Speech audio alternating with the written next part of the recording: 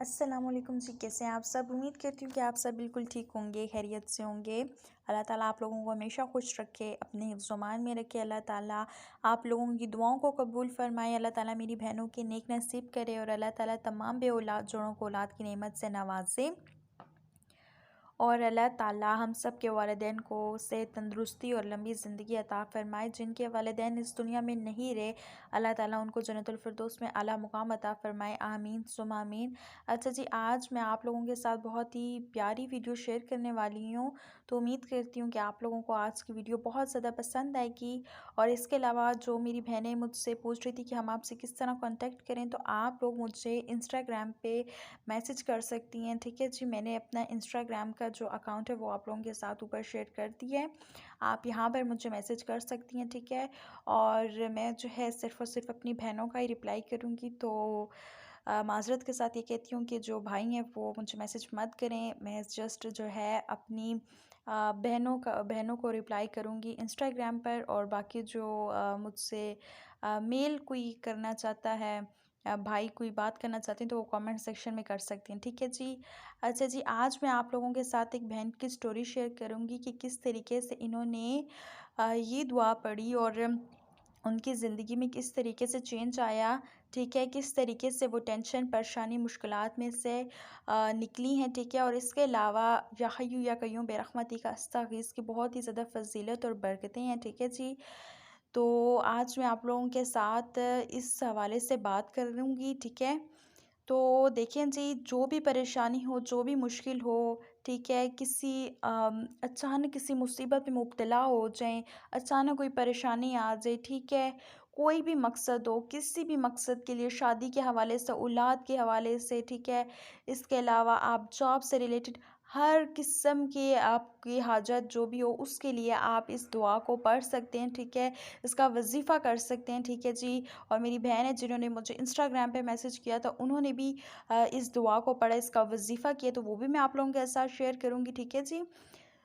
तो देखिए जी, या हय्यू या कय्यूम बेरहमती का अस्तगीथ, ये जो है ये वज़ीफ़ा आप लोगों ने करना है। किसी भी परेशानी में मुब्तला हैं, किसी भी टेंशन में, ठीक है, डिप्रेशन है, बीमार हैं, ठीक है, माली हालात अच्छे नहीं हैं, ठीक है, अपना घर बनाना चाहते हैं, कुछ भी आप करना चाहते हैं, मतलब कुछ भी चाहते हैं ना आप कि आपकी दुआ कबूल हो जाए, तो अपनी दुआ में इस दुआ को भी शामिल करें और अल्लाह ताला से दुआ माँगे। इंशाअल्लाह आप लोगों की दुआ कबूल होगी, ठीक है, क्योंकि मैं ख़ुद भी इस दुआ को बहुत ज़्यादा पढ़ती हूँ, ठीक है जी, इसलिए मेरा इस पे बहुत ज़्यादा यकीन है कि ये जो है 100% जो है आपकी दुआ कबूल होती ही होती है, ठीक है। ऐसा नहीं है कि जब आप दुआ मांगें और आपकी दुआ कबूल ना हो। दुआ हमेशा जो है वो ऐसा नहीं है कि वो कबूल नहीं होती, दुआ कबूल होती ही होती है, ठीक है। चाहे वो देर से हो, चाहे वो जल्दी हो, दुआ लाज़मी कबूल होती है, ठीक है जी। तो बस जी, सच्ची नियत करके, दिल साफ़ करके और अल्लाह ताला से जो है आप सच्चे दिल से मांगे, तो अल्लाह ताला की ज़ात ज़रूर नवाज़ती है, ज़रूर अता करता है अल्लाह ताला, ठीक है। तो मेरी बहन कहती हैं कि मैं जो है मेरी शादी हुई और शादी के बाद मेरे जो घर के हालात हैं वो बहुत ज़्यादा अच्छे थे, मैं बहुत ज़्यादा खुश रहती थी अपने शौहर के साथ और ससुराल वाले भी बहुत ज़्यादा अच्छे थे।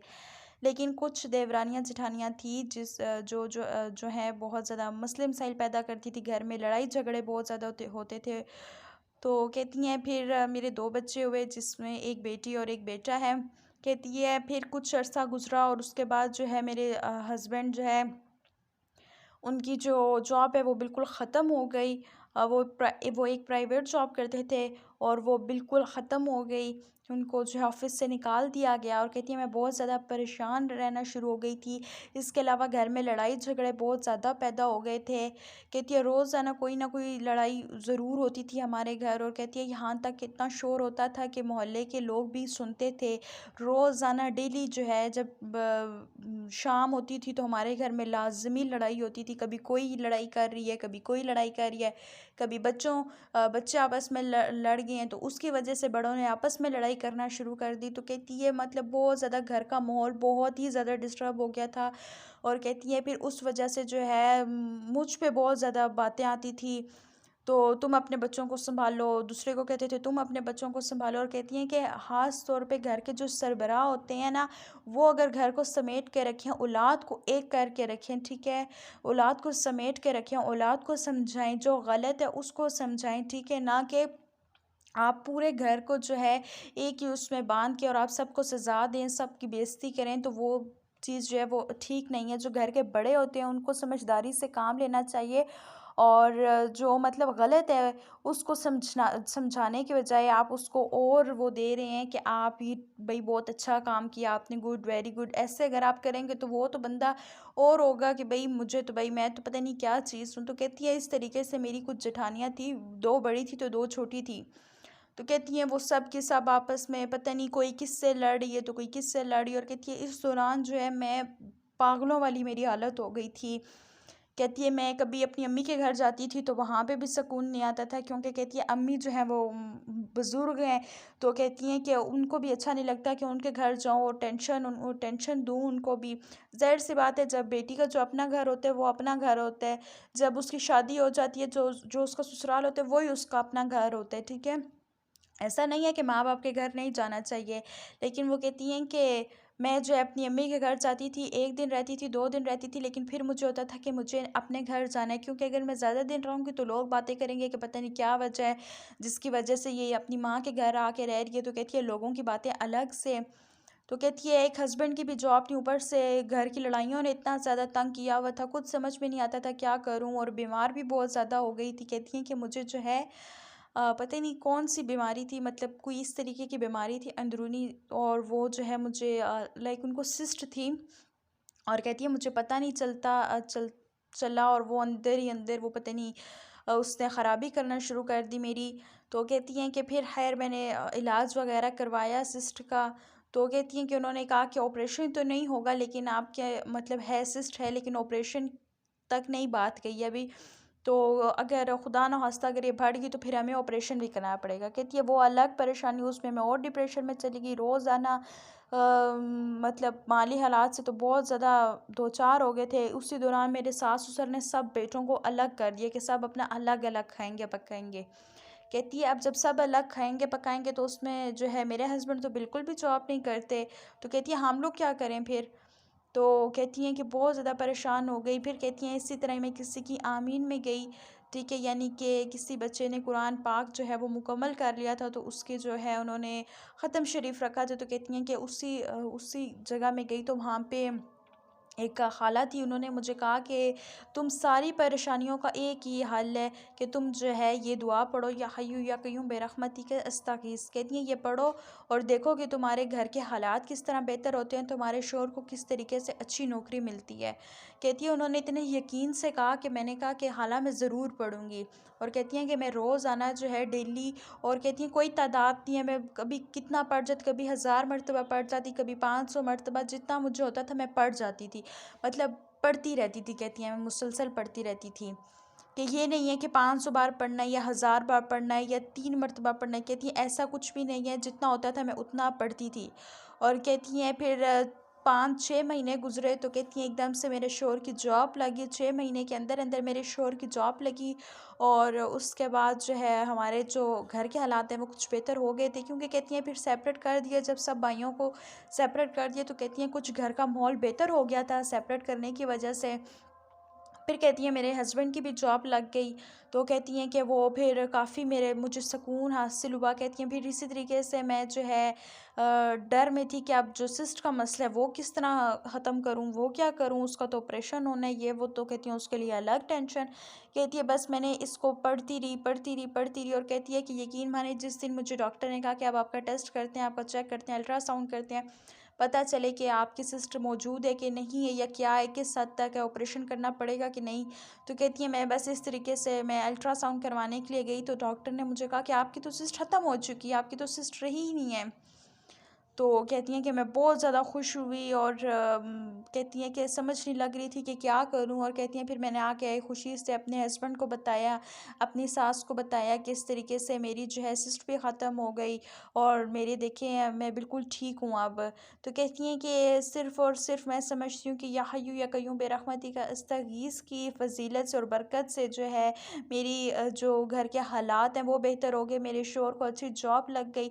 तो कहती हैं बस इसी की फ़जीलत और इसी की बरकत से मेरे हालात बिल्कुल सेट हो गए। और कहती हैं कि मैं आपसे भी इसीलिए शेयर कर रही हूँ कि आप भी जो है अपने यूट्यूब चैनल पे इसको शेयर करें, ताकि कुछ लोगों की मदद हो सके जो परेशान हैं, जो किसी मुसीबत में मुब्तला हैं, वो इस मुसीबत में से निकलें और ये पढ़ें, तो इंशाल्लाह सब कुछ बेहतर हो जाएगा। ठीक है जी।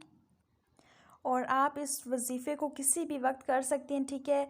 बावुज़ू होके आपने इसको पढ़ना है, ठीक है जी। और कोशिश करें कि आप जो है जब नमाज़ अदा कर लें तो उसके बाद जब आप दुआ के लिए हाथ खड़े करें तो तब जो है आप इस दुआ को लाज़मी अपनी जो आप दुआ करते हैं, जब आप अल्लाह ताला से मांगते हैं तो तब इसको ज़रूर शामिल किया करें, ठीक है जी। अम, बहुत बहुत मुजरिब है ये, बहुत मतलब बहुत बहुत ज़्यादा ये अच्छी दुआ है। यकीन माने ये ज़िंदगी बदल देने वाली चीज़ जो है मैंने आप लोगों के साथ शेयर की है, तो आप इसको लाज़मी पढ़ें, किसी भी मुश्किल में आप इसको पढ़ सकते हैं। और बहुत से मुझे कमेंट्स आते रहते हैं कि हम इसको कितनी मर्तबा पढ़ें, कितनी मर्तबा पढ़ें, किस टाइम पढ़ें। तो कोई भी वक्त ऐसा नहीं है कि आप पढ़ नहीं सकते, आप हर वक्त पढ़ सकते हैं, जब आपको मौका मिले आप इसको पढ़ सकते हैं, ठीक है जी।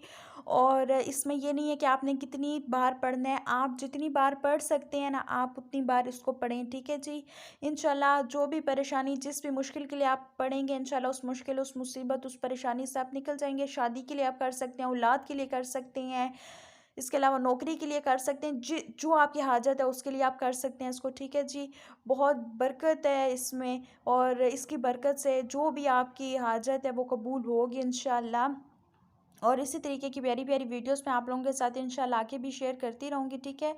तो उम्मीद करती हूँ कि आज जो है आप लोगों को बहुत ज़्यादा पसंद आई होगी आज की वीडियो। मैं कोशिश करती हूँ कि मैं रोज़ाना वीडियो शेयर करूँ, लेकिन पता नहीं मैं किसी ना किसी काम में बिज़ी हो जाती हूँ। और फिर जो है ये है कि एडिट करके रख देती हूँ वीडियोस, बस अपलोड करनी होती हैं वो। कभी फिर मेरा नेट का मसला हो जाता है और कभी जो है फिर मुझे थोड़ी बहुत एडिटिंग का मसला रहता है, तो फिर वो जो है थोड़ा टाइम लग जाता है। लेकिन मैं जो है कोशिश करती हूँ कि आप लोगों के साथ हर रोज़ कुछ ना कुछ शेयर कर दिया करूँ। अगर मतलब 2 दिन बाद लाज़मी कर देती हूँ आप लोगों के साथ शेयर, ठीक है जी। और बहुत ज़्यादा खुशी होती है जब आप प्यारे-प्यारे कमेंट्स करते हैं, दुआएँ देते हैं, तो अल्लाह ताला आप लोगों को हमेशा खुश रखे, अपने हिफ्ज़-ओ-मान में रखे। और इसी तरह प्यारे-प्यारे कमेंट्स करते रहा करें, मुझे बहुत ज़्यादा अच्छा लगता है। और अगेन आप लोगों को बता दूँ कि जो भी बहन मुझसे बात करना चाह रही थी वो मुझे इंस्टाग्राम पे मैसेज कर सकती है, ठीक है जी। अगली वीडियो में मिलूँगी, अल्लाह हाफ़िज़।